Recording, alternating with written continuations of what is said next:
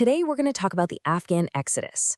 It's a story that spans decades, and it's defined by these absolutely staggering numbers, but also, and maybe more importantly, by incredible human resilience. 7 million. Just let that sink in for a second. That's roughly how many Afghans are estimated to be living outside their country right now.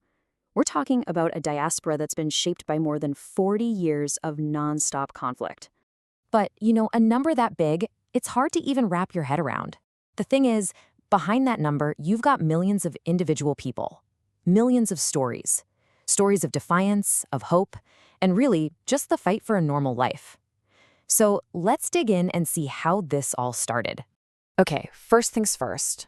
To really get what's happening, you have to understand that the Afghan Exodus isn't just one single event.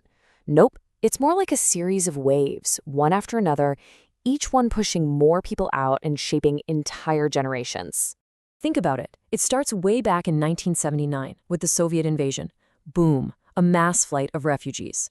Then, the first Taliban regime in '96, another wave. The US-led invasion brought some hope, but the conflict just kept going. And then, of course, 2021, when the Taliban returned, triggering a whole new, desperate exodus. It's just this relentless cycle. And, as you can see, it's still happening right now. So, what happens to the people who do manage to get out? Well, their journey is far from over. And the reality of life as a refugee, it's completely different depending on where you end up. And this is where the story really splits into two.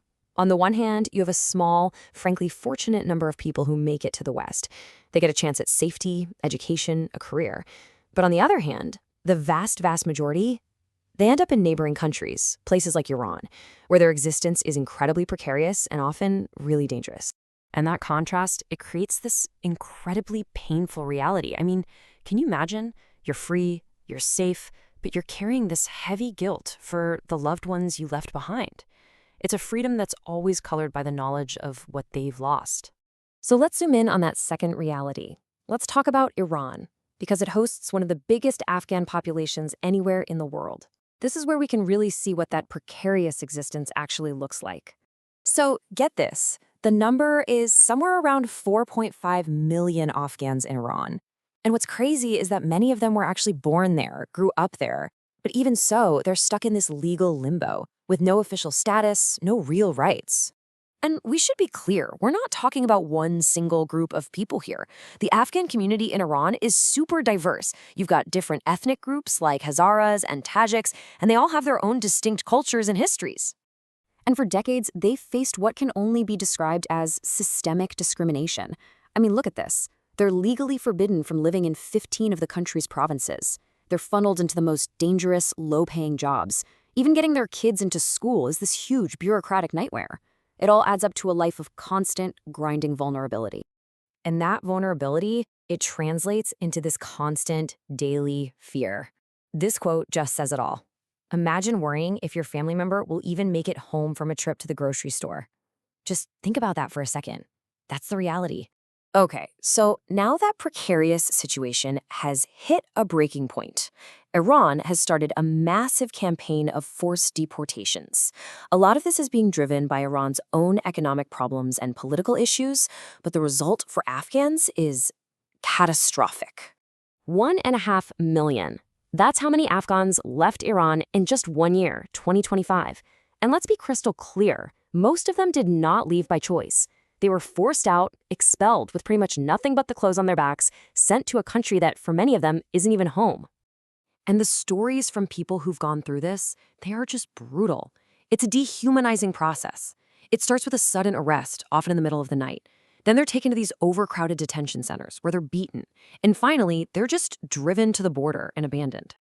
I mean, some of the accounts from these centers are just horrifying. People talk about seeing others beaten to death. It's an absolutely terrifying journey filled with violence and trauma.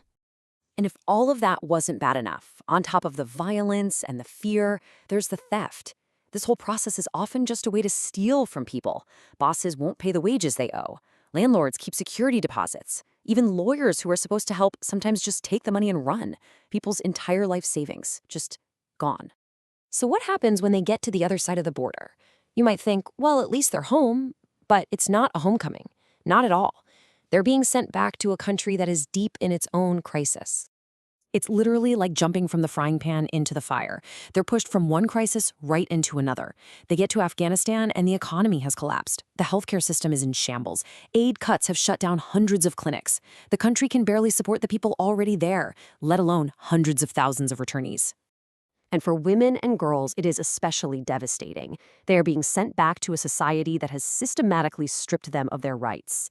Banned from high school and university, banned from most jobs. They can't even travel without a male guardian. Their future is basically confinement.